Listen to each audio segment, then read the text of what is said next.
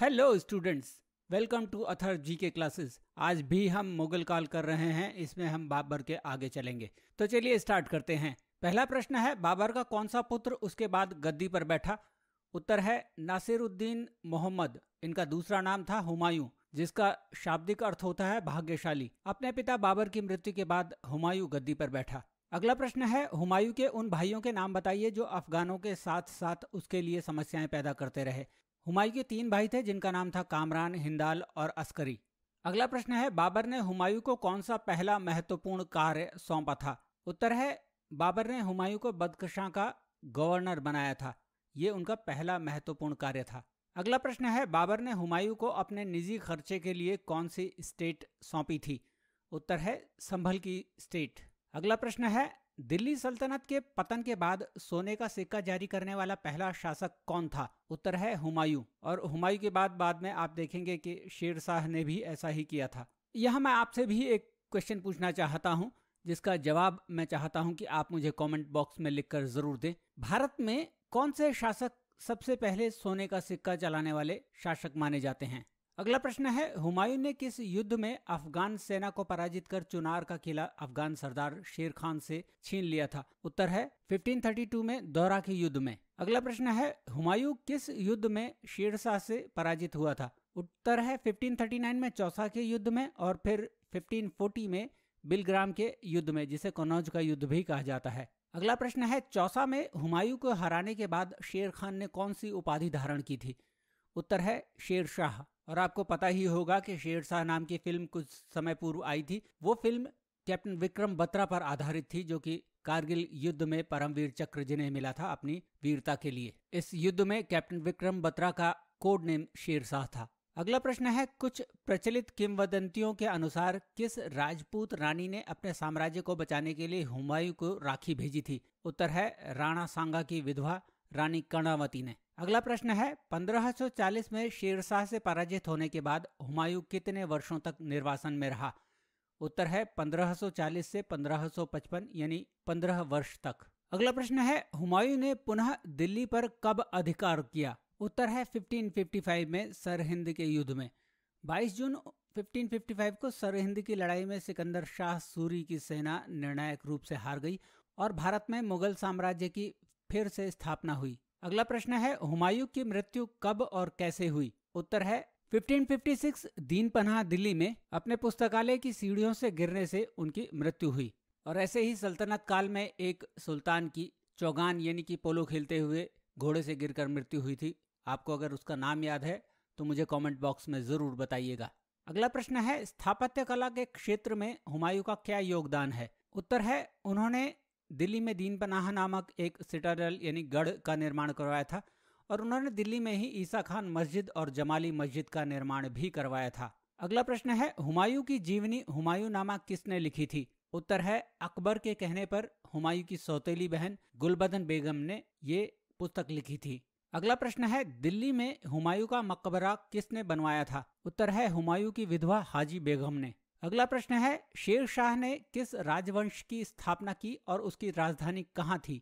उत्तर है उसने सूरवंश की स्थापना की और उसने सासाराम में अपनी राजधानी बनाई। अगला प्रश्न है, मलिक मोहम्मद जायसी ने किसके शासनकाल में अवधि में पद्मावत लिखी थी? उत्तर है शेर शाह सूरी के काल में। और जैसा कि हमने सल्तनत काल के दौरान पढ़ा था कि अलाउद्दीन खलजी द्वारा चित्तौड़ के किलों पर आक्रमण और उसको जीतने के बाद वहां की रानी पद्मिनी ने जौहर कर लिया था ताकि वो अलाउद्दीन खिलजी के हाथ ना आ सके। और इसी का वर्णन मलिक मोहम्मद जायसी की पद्मावत में है। अगला प्रश्न है, शेर शाह का वास्तविक नाम क्या था और उसे शेर खान की उपाधि किसने दी थी? उत्तर है उसका मूल नाम फरीद था और उसे बहार खान लोहानी ने शेर खान की उपाधि दी थी क्योंकि उसने एक बाघ मार दिया था। अगला प्रश्न है, शेर शाह ने दक्षिण बिहार का वास्तविक लीडर बनने के बाद कौन सी उपाधि धारण की थी? उत्तर है हजरत ए अला। अगला प्रश्न है, किस अफगान शासक को हाईली एजुकेटेड माना जाता है और उसने अपनी शिक्षा कहाँ से प्राप्त की थी? उत्तर है शेरशाह को बहुत हाईली एजुकेटेड माना जाता था और उन्होंने जौनपुर से शिक्षा प्राप्त की थी और जौनपुर को सिराज ऑफ द ईस्ट भी कहा जाता था। अगला प्रश्न है, किस शासक ने पूर्वी बंगाल से लेकर पेशावर तक सड़क आज़मी नामक सड़क का निर्माण करवाया था? उत्तर है शेर शाह सूरी ने। ये सोनारगांव से लेकर लाहौर पाकिस्तान तक थी और इसे ग्रैंड ट्रंक रोड के नाम से भी जाना जाता है। अगला प्रश्न है, शुद्ध चांदी का रुपया किसने इशू किया था?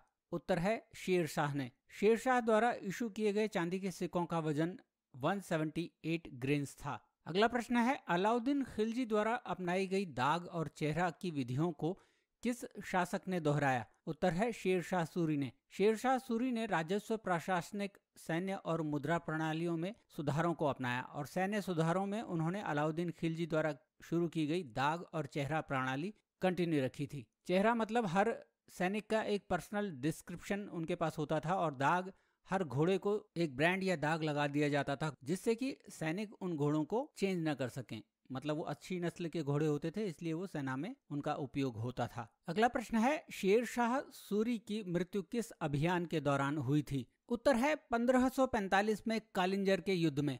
कालिंजर का किला शेर शाह द्वारा कब्जा कर लिया गया था, जहां वो बारूद फटने के कारण गंभीर रूप से घायल हो गए थे और चोटों के कारण बाद में उनकी मृत्यु हो गई।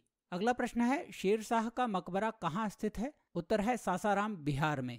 अगला प्रश्न है, शेर शाह की मृत्यु के बाद गद्दी पर कौन बैठा? उत्तर है इस्लाम शाह सूरी, जो शेर शाह का दूसरा पुत्र था। अगला प्रश्न है, सूर प्रशासन की विस्तृत जानकारी हमें कौन सी पुस्तक देती है? उत्तर है अब्बास खान सरवानी द्वारा लिखित तारीख शेर शाही। अगला प्रश्न है, दिल्ली में पुराना किला, किलाई कुन्हा मस्जिद और शेर मंडल पुस्तकालय का निर्माण किसने करवाया था? उत्तर है शेर शाह सूरी ने। पंजाब पाकिस्तान में रोहतास किला और पटना में शेर शाह सूरी मस्जिद भी शेर शाह के काल में ही बनाई गई थी। अगला प्रश्न है, शेर शाह सूरी के शासनकाल में प्रशासन के विभिन्न स्तर क्या थे?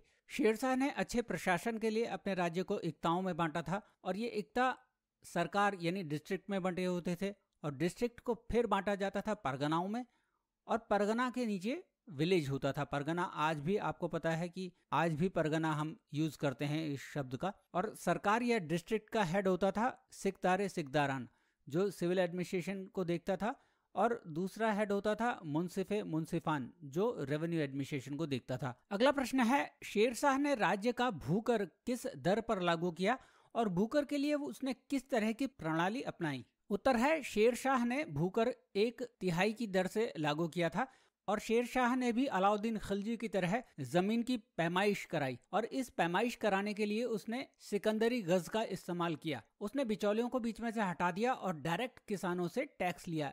इस तरह से उसने एक तरह से कहें तो रैयतवाड़ी सिस्टम की शुरुआत की। शेरशाह के काल में किसानों को 2 तरह के डॉक्यूमेंट दिए जाते थे, पहला पट्टा और दूसरा काबिलियत। पट्टा उसकी टाइटल डीड होती थी, मतलब उसकी लैंड का मालिकाना हक होता था, और काबिलियत वो कॉन्ट्रैक्ट होता था जिसके तहत किसान को राज्य को अपना कर देना होता था। तो स्टूडेंट, ये थे मुगल काल पर कुछ और क्वेश्चन। इसमें हमने शेरशाह और हुमायूं को कवर किया है। होप आपको वीडियो अच्छी लगी हो। अगर अच्छी लगी तो इसे लाइक और शेयर ज़रूर कीजिएगा और मेरे चैनल को ज़रूर सब्सक्राइब कीजिएगा और बेल बटन को भी हिट कीजिएगा ताकि आने वाले वीडियोस के नोटिफिकेशन आपको टाइमली मिलते रहें।